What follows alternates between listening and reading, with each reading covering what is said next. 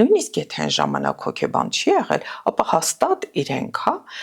ունեցել են ներքին կոնֆլիկտներ, իսկ դա բացառված է որ չլինի, ներքին ներանձնային կոնֆլիկտներ, որոնք լուծել են իրանք եւ իրենց բարձը։ Բա մեր ժամանակ այդպիսի բաներ չկային։ Բա մեզ պետք էր հոգեբան, մենք նորմալ մեր համար մեր հարցերը կարգավորում էինք։ Արդյոք ես լավ մայր կլինեմ, ինչպես կլինի ծննդալուծումը, հարցեր, որոնց պատասխան ենք ուզում միանգամից ստանա։ Շատ կարևոր է նաև հուզական ինտելեկտի ամրացում, որը թույլ է տալիս կառավարել քո հույզերը, էմոցիաները, լինի սեռային դասերակցություն, սեռական չէ, սեռային դասերակցություն, փոխությունները քո օրգանիզմին ստիպում են անդադ հարմարվել տվյալ իրավիճակին։ Պետք չի միայն ընկալել կնոջը։ Այստեղ շատ կարևոր է նաև ամուսնու կերպարը, նույնիսկ ընտանեկան այսպիսի մի ճգնաժամ կա, որը կոչվում է երեխայի ծնունդից հետո։ Ինչին հավատալ, ինչից հուզվել, ինչից անհանգստանալ, մոտիվացիա վերցնենք բալիկի առողջ ծնունդը, մոր առողջ ծննդալուծումը։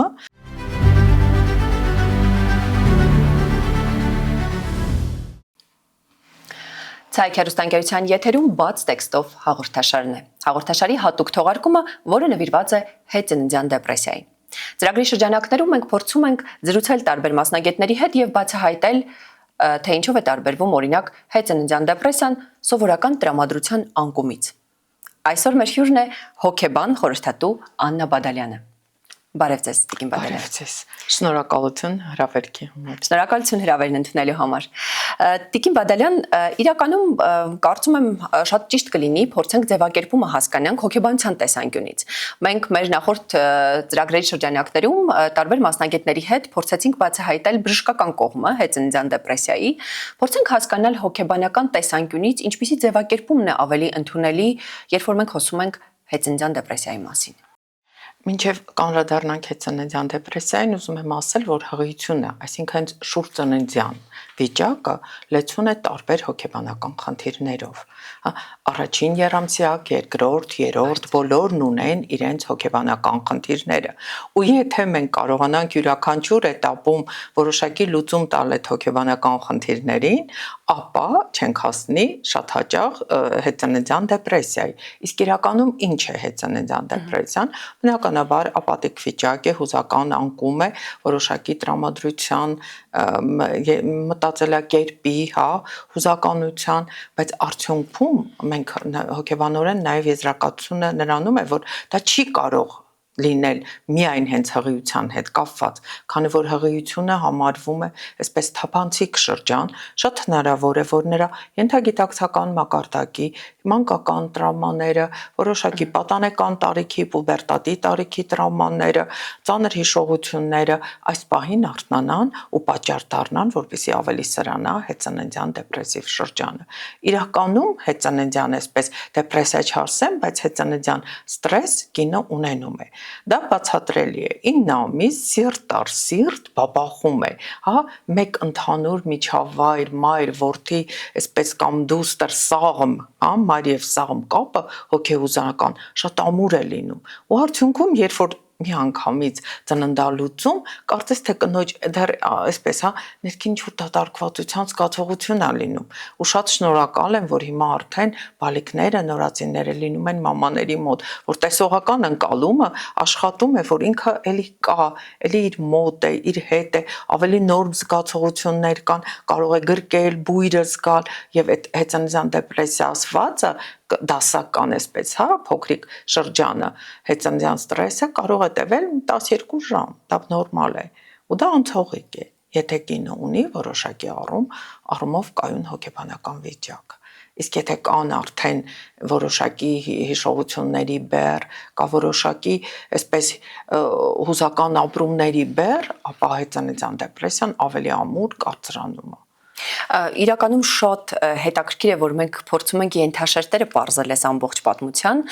ու գնում ենք դեպի մեր կյանքի տարբեր փուլեր։ Ոնց կարելի է ավելի հեշտությամբ այս ամբողջը հաղթահարել, եթե օրինակ մասնագետները խորհուրդ են տալիս փորձել որոշակի ինքնակրթությամբ զբաղվել, պատկերացնելու բոլոր հնարավոր ռիսկերը, որը կարող է մեր հետ տեղի ունենալ եւ տանել որոշակի արդեն բարդացումների կամ որոշակի փուլերի։ Որպես հոգեբան դուք ինչպես եք պատկերացնում այդ այսպես օրգանական անցումը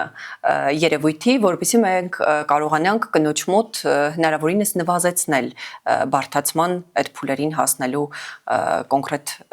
ախտանիշները։ Շատ ճիշտ ասվեց, որ դրա համար անհրաժեշտ է ինքնակրթվածություն եւ կրթվածություն, բայց դա գիտակցական մակարդակում։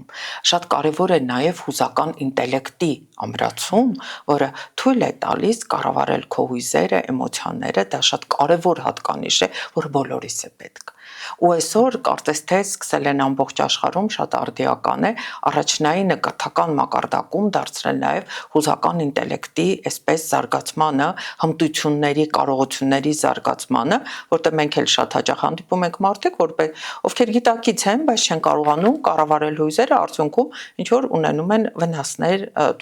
տուժում են ցանկացած ոլորտում։ Հիմա տեսեք, եթե շուրծննդյան հոգեբանության մեջ նախ սկսենք ավելի վաղ, հա, եթե դպրոցներում որոշակի այսպես կամ կրթական օջախներում լինի սեռային դասերակցություն, սեռական չէ, սեռային դասերակցություն, ապա կնոջը հատուկ հուզական հոգեբանական երևույթների հետ կապված գիտակցումը, հա, կառավարումը հուզական, կարծես թե կլինի արդեն վարքի դրսևորման ձև, ու տարիների ընթացքում ինքը ավելի կհմտանա։ Գալիս է որոշակի իրավիճակ, որը զուտ կանացի այսպես իրավիճակ է, մայրություն, չէ որ միայն կանայք ունեն Աստծոց ստացած այդ կարևորագույն, հա, օրհնությունը իրենց մեջ կրելու նոր կյանքի սկիզբ, ավելի այդպես մոտիվացնի կնոջը ու ցանկացած իրավիճակ, տեսեք, ես ասացի, որ նախնական կարող են լինել որոշակի տատանումներ, չէ որ նոր ֆիզիոլոգիական փոփոխություն է, հոգեբանական փոփոխություն է, իդեպ այդ փոփոխությունները կարող է լինել տարբեր։ Կինը կարող է հղիության լուրի հետ, մայրանալու լուրի հետ, այսպես ակտիվանալ, գերակտիվանալ, կարող է ընդհակառակը նվազի նրա ակտիվությունը ու իր մոտ հարցեր առաջանան։ Արդյոք ես կարող եմ ճիշտ դասերակել իմ բարիկին, արդյոք ես լավ մայր կլինեմ, ինչպես կլինի ծննդալուծումը, հարցեր, որոնց պատասխան ենք ուզում միանգամից ստանա։ Եթե ինքը կարողանա կառավարել իր հուզական ինտելեկտը, ապա այդ պարագայում կնվազի։ Բայց իհարկե կան պայմաններ, որոնք իրավիճակը գալիս օրինակ վաղ ծննդաբերությունից, հա, նմանատիպ երևույթների հետ արդեն աշխատանքը անհատական աշխատանք է ու շատ կարևոր է մայրության դպրոցների ֆունկցիան։ Մայրության դպրոցները հենց օգնում են, այնտեղ բացի բժիշկ գինեկոլոգը, մանկաբույժը եւ այլն, շատ կարևոր է, որ հոգեբանը կարողանա պատրաստի կնոջը հուզականորեն, հոգեբանորեն մայրության այսպես, հա, գաղափարին, պլյուս նաև օգնի կնոջը դառնա իր ծննդալուծմանը մասնակից,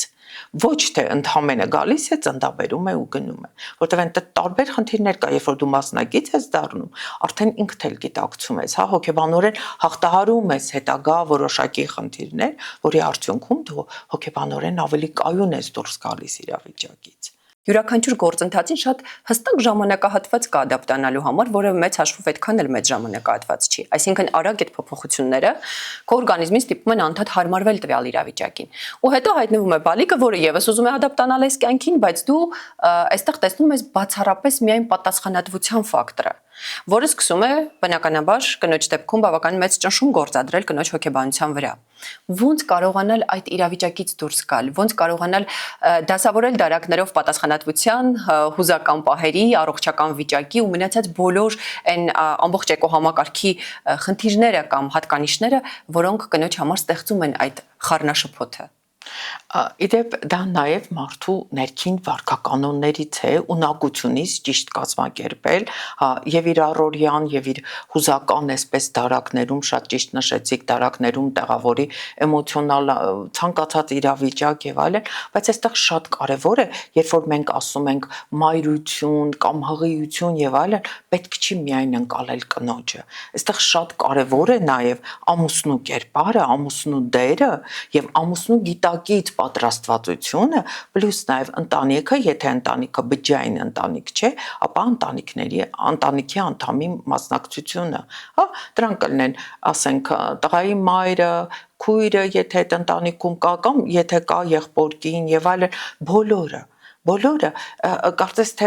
նույնիսկ ընտանեկան այսպիսի մի ճգնաժամ կա, որը կոչվում է երեխայի ծնունդից հետո, հա, հուզական ընտանեկան ճգնաժամ է, ու այստեղ միշտ մենք հպարտությամբ ասում ենք, որ այս ճգնաժամին օգնում է նաև հաղթահարել հայկական էթնոհոգեբանությունը, որտեղ ծնտկանին հայերը մի տեսակ ուրիշ ձև է վերաբերում, հա, նա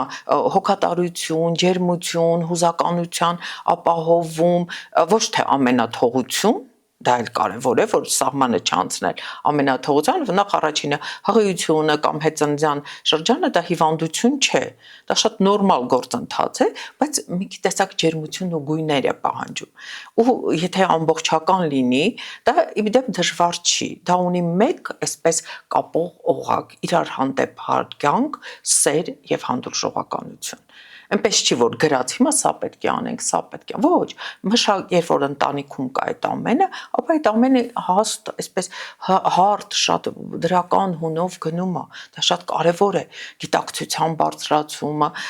եւ ընդհանրապես նոր ընդունել նոր սերնդին, հա, նոր բալիկին,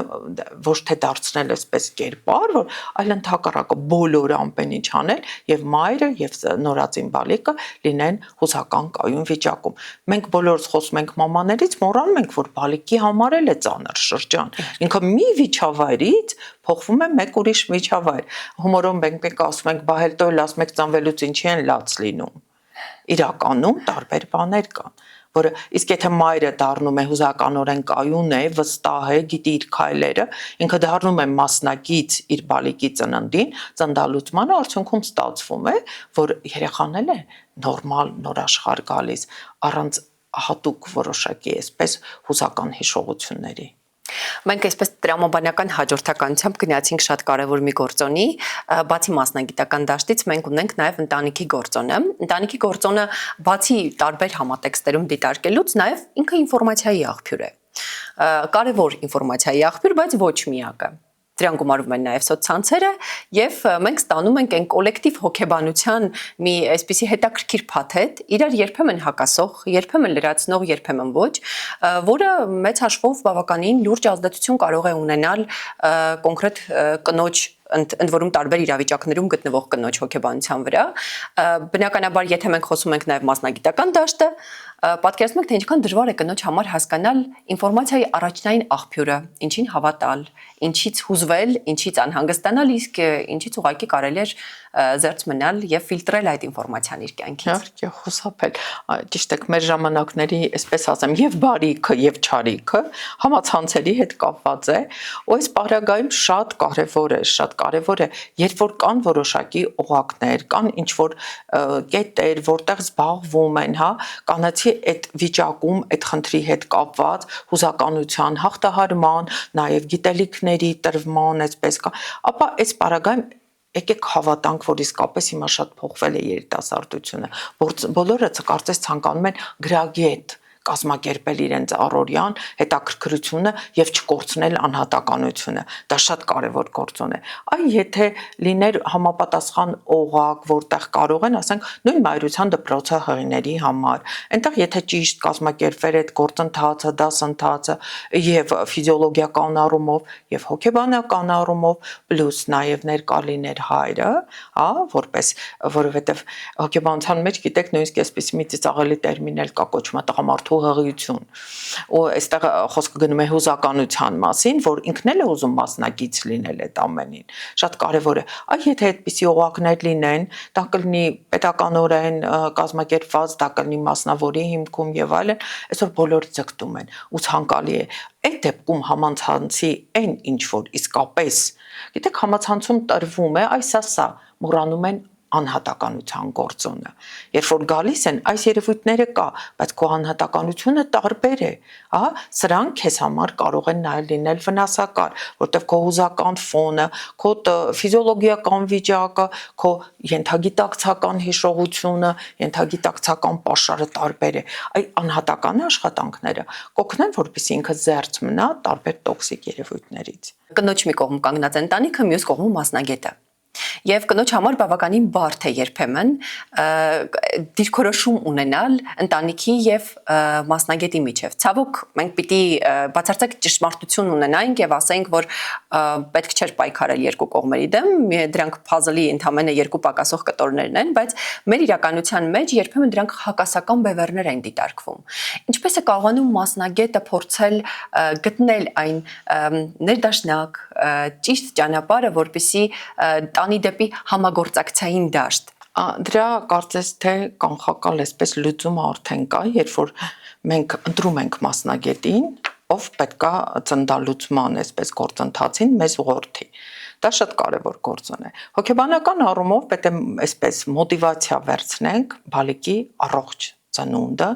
մոր առողջ ծննդալուծումը,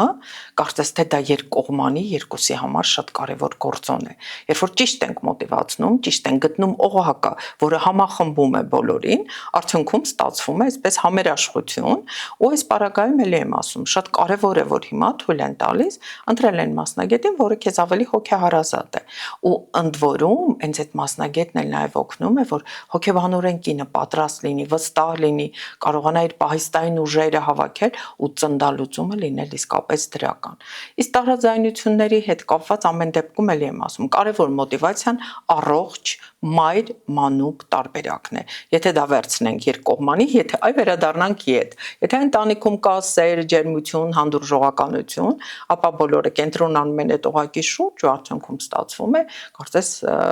դրական լուծում։ Հոգեբանի խոսքը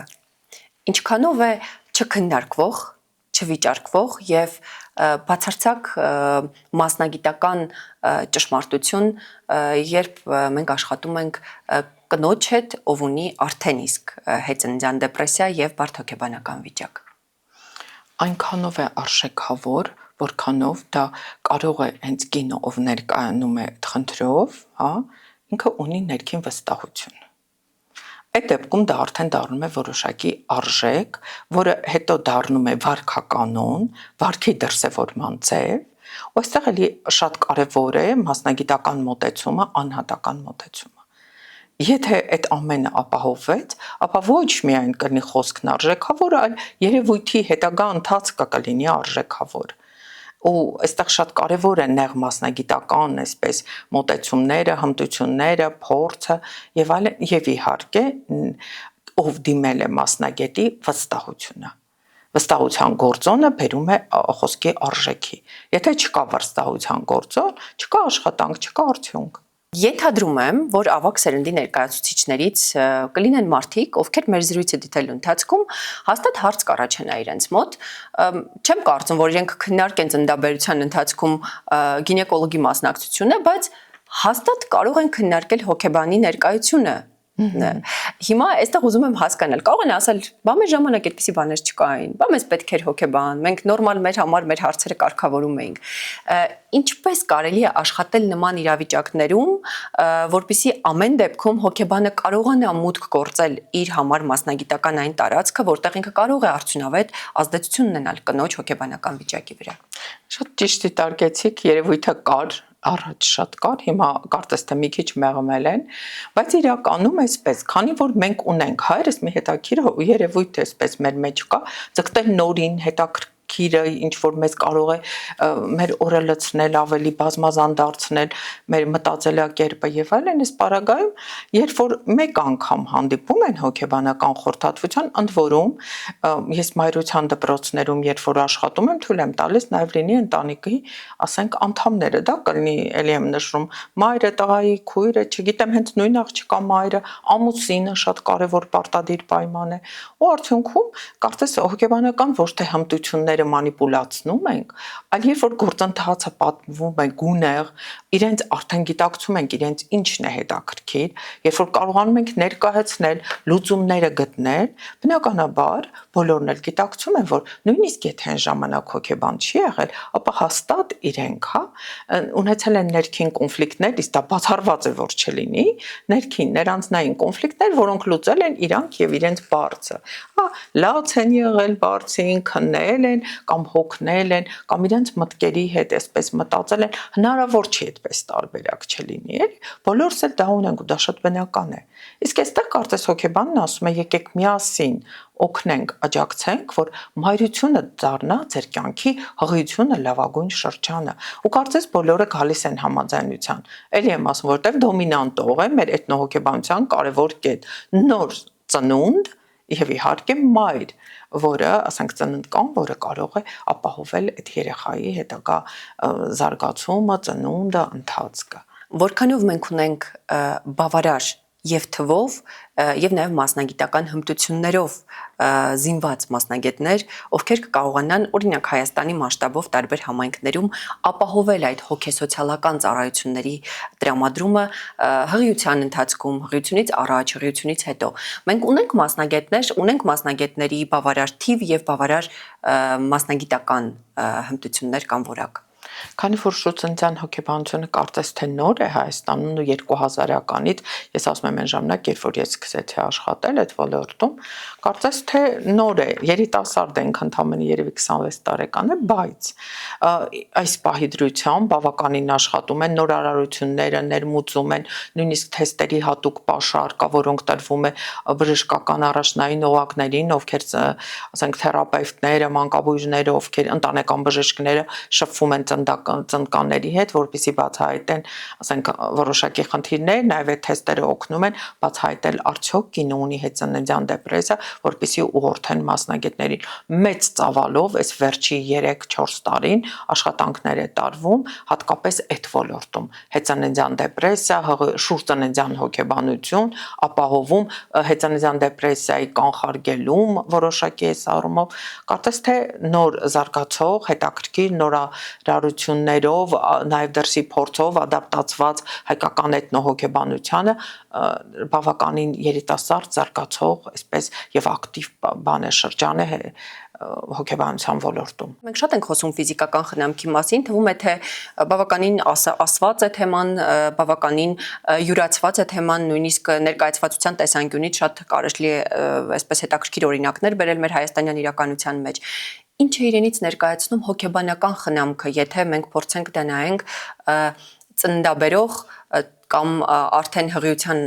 փուլում գտնվող կնոջ համար, կամ միգուցե մինչ հղիության փուլը գտնվող կնոջ համար, ինչ անել, որպեսզի դու կարողանաս հասկանաս, զգաս քո մարմինը, քո հոգեբանական վիճակը եւ ապրես քո կյանքը ավելի լիարժեք։ Հոգեհիգիենան կարևոր բան է, դա կապ չունի, դու պատրաստվում ես մայրանալ, հոգեհիգիենան երբ որ լինում է առաջնային, հա, դրա արդյունքում դու կարողանում ես լինել հաջողակ, դրա արդյունքում կարծես քո բոլոր մտքերը իրագործվում են, արդյունքում կարողանում ես ինքնավստահ լինել, ինքնուրույն լինել, ու դա շատ կարևոր է, դա եւս պետք է սկսվի դեռ դպրոցական այսպես տարիքից, ու շատ կարևոր է, որ ես նաեւ ուրախությամբ կարող եմ նշել, որ երիտասարդների մոտ դա արդեն դարձել է որոշակի վարքականon, որոշակի մտածելակերպի մի մաս, առօրյայի շատ ճիշտ նշեցիք, բացի արտաքինից շատ կարևոր է նաև հոգեկան վիճակի շտկում, կարգավորում, մտքերի դասավորում, կարծես թե դա ամենը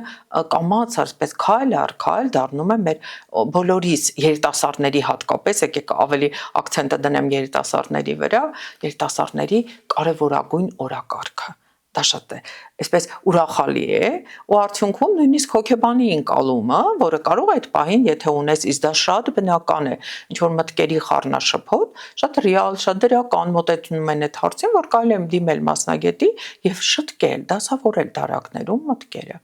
Ընդ որում հաշվի են առնում են փաստը, որ հոգեբանը չեն գնում, որ իրենց խորհուրդ տա, գնում են, որպեսզի երկուսով իրենց առաջնային օղակի խնդիրները կարողանան տարբերել երկրորդականից, կարողանան ճիշտ դասավորել այն ամենը, ինչ առաջնային է, կարողանան առաջ վերհանել իրենց պահեստային ուժերը։ Դա շատ կարևոր է։ Ես ուզում եմ անդրադառնալ տղամարդու, որտեղ դա շատ մոդայիկ է դարձել, տղամարդու ներկայությունը ծննդալուծմանը։ Դա շատ այսպես հետաքրքիր նաև երիտասարդների մոտ այսպես տենդենցիա է մասնակից լինել, բայց որպես մասնագետ եւ հոգեբան մի խորհուրդ էլի երբեք տղամարդը հոգեբանորեն եւ գիտը այսպես ասենք ֆիզիոլոգիապես պատրաստ պետք է լինի, որպեսզի մասնակցի ծննդաբերությանը, որտեվ փորձի, աշխատանքային փորձի արդյունքում մենք ունենք տղաներ, որոնք իսկապես մեծ սրտով համարձակությամբ գնում են մասնակցել տնտալուզմանը, բայց արդյունքում իրենք վնասում են, իրենք խանգարում են, որտեղ չունեն հոգեբանական պատրաստվածություն, կամ անատոմիական այս գործընթացին ծանոթ չեն։ Դա էլ է շատ կարևոր։ Շատ բարի, շատ շնորհակալություն, շատ արժեքավոր զրույցի համար։ Կարծում եմ մեր հեռուստադիտողները եւ հետևորդները իրականում հետաքրքիր ինֆորմացիա կստանան այն մասին, թե ինչքան կարևոր է հոգեխնամքը եւ ինչքան կարևոր է ճիշտ ժամանակին մասնագետին դիմելը, եւ դա ամենևին էլ թուլության նշան չէ։ Բնականաբար դա ընդհակառակը ուժեղ մարդու, գիտակից մարդու կարևորագույն որոշում է։ Շնորհակալություն հետաքրքիր զրույցի համար։ Ես մեր հեռուստադիտողներին հիշեցնեմ, որ բաց տեքստով հեռուստա հաղորդաշարի այս հատուկ թողարկումները իրականացվում են Կանանի սոցիալ-հոգեբանական կենտրոն հասարակական կազմակերպության հոգեսոցիալական ծառայությունները ծննդատներում որպես արժանապատիվ մայրության երաշխիք ծրագրի շրջանակներում։ Կհանդիպենք։